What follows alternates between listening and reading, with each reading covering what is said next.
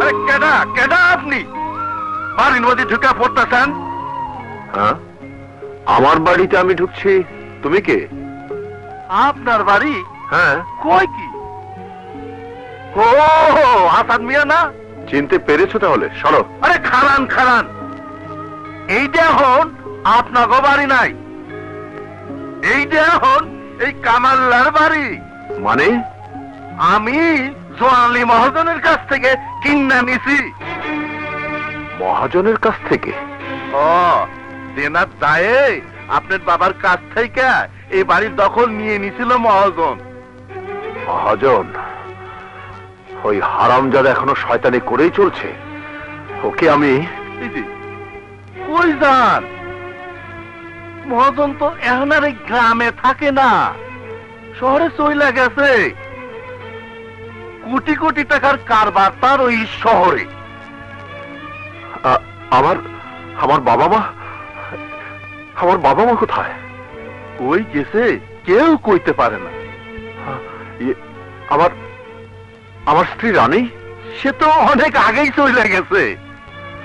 তোমার জেল হওয়ার পর সে তো আর এই বাড়িতে আসে নাই, বাপের বাড়িতে থাকতো। সেখানে নানান আকাম কুকাম করত, যাইতে মানুষজন যাওয়া আসা করতো। কামাইলা, তোকে আমি খুন করে ফেলবো। যে মুখ দিয়ে তুই আমার রানীর নামে নোংরা কথা বলেছিস, সে মুখ আমি থেতলে দেবো হারামজাদা। আমারে মারতেছেন কেন? এইখানে তো আরো মানুষ আছে, তাকে জিগায় দেন। আসাদ মিয়া, কামাইলা ঠিকই কইতাছে। আমি মোল্লা সাহেব, মহাজন সাহেব, গ্রামের মানুষজন মিল্লা তোমার বউরে খোঁজদের সহ হাতে নাতে ধরছিলাম। বিচারে পাথর ছুঁইরা মাইরা ফালানোর হুকুম হইছিল।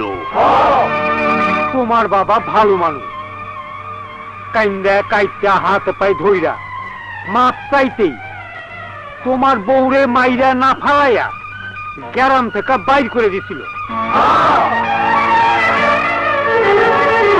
সাহেব একটা পয়সা দিবেন, আমি অসুস্থ মানুষ। টাকা টাকা, এটা আসাদ ভাই না? হ্যাঁ, কই যায়? আসাদ ভাই, আসাদ ভাই,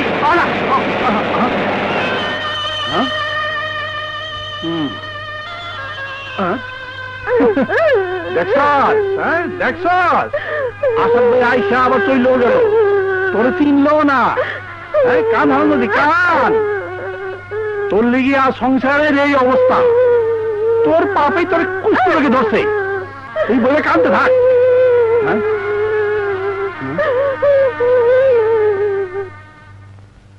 স্যার। ওয়ালাইকুম আসসালাম।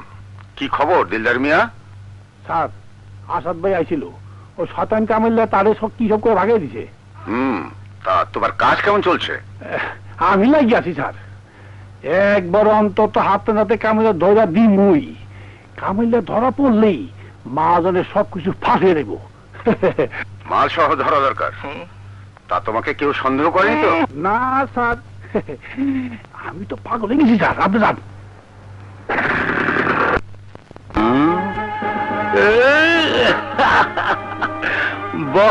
বড় ভালো জায়গায় হাত দিচ্ছ। এরই বলে বাপ কা বেটা সেপাই কা ঘোড়া, মানে ডাইরেক্ট অ্যাকশন। শেষ করে দে।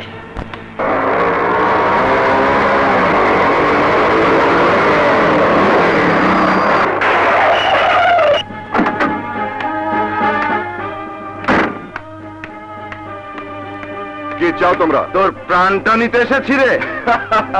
কুত্তা তো বড় জোর ঠেঙে কামড় দিতে পারে, প্রাণ তো অনেক উপরে থাকে।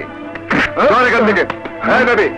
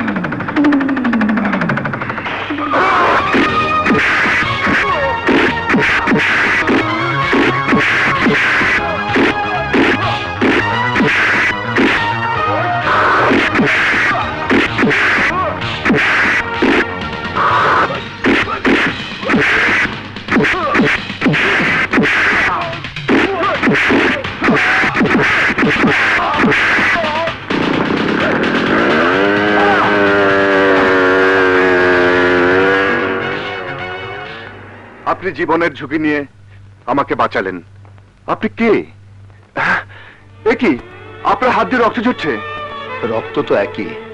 এই যে তুমি আমার হাত ধরেছো, তোমার রক্তের সাথে আমার রক্ত মিশে গেছে, মনে হচ্ছে একই রক্ত। অদ্ভুত কথা বললেন আপনি। আপনার মতো মানুষ আমি কখনোই দেখিনি। চেনা নেই, জানা নেই, এই যুগে এতটা ঝুঁকি কেউ নেয় না। কে আপনি? ভাগ্যের সুতোয় টান পড়া এক পুতুল। এর চেয়ে বেশি পরিচয় আমার এখন আর নেই। আপনি আমার সঙ্গে যাবেন? কোথায়? আমাদের বাড়িতে। কেন? আপনি আমার মাকে দেখলে স্নেহ, মমতা আর বিশ্বাসের প্রকৃত রূপ দেখতে পাবেন। না বাবা, আমি যা দেখেছি তারপর আর দেখার কিছু নেই। এখন শুধু কিছু হিসেব মিলাতে বাকি। আমার সমস্ত বিশ্বাস কেড়ে নেওয়া এক কলঙ্কিনীর হিসাব।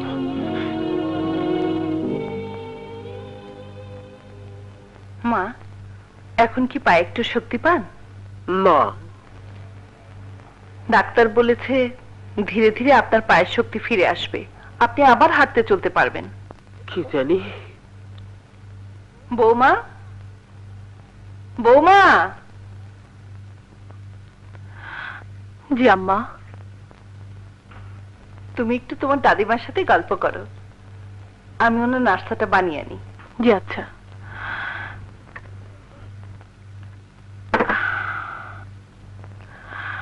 আচ্ছা দাদিমা, একটা কথা আমি কিছুতেই বুঝতে পারছি না। তোমাদের ছেলের বউ, তোমাদের নাতি এখানে থাকতে তোমরা বস্তিতে ছিলে কেন? ওসব কথা থাক। যদি সত্যি কথা বলি তো, এ বাড়ির ভাত আমার কপাল থেকে উঠে যাবে। যদিও এখানের অন্ন মুখে দিতে আমার ঘেন্না করে। কোথাও ঝিগিরি করে খেতাম, সেও ভালো ছিল। এসব কথা কেন বলছো দাদি? তোমার শাশুড়ির চরিত্র ভালো ছিল না। তোমার শ্বশুরের জন্য নষ্টামি করতে পারতো না বলেই ষড়যন্ত্র করে তাকে খুনের আসামি বানিয়ে জেলে পাঠিয়ে দেয়। তারপর গ্রামের জোয়ান জোয়ান ছেলেদের নিয়ে। দাদি, কিন্তু তোমার শাশুড়ি এক কাপড়ে শহরে এসে এরকম বাড়ি, ফ্যাক্টরি, নিজের অবস্থা ফিরিয়ে ফেললো কি করে? হ্যাঁ, তুমি কচি খুকি নাও নিশ্চয়ই, বুঝতে পারছো?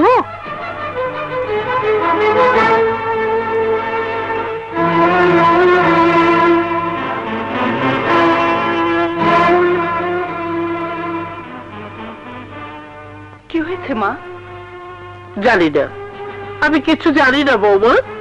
কোত্থেকে কি শুনে এসেছে আমাকে জিজ্ঞেস করছে, আমি কি করে বলবো? ঠিক আছে, আমি দেখছি।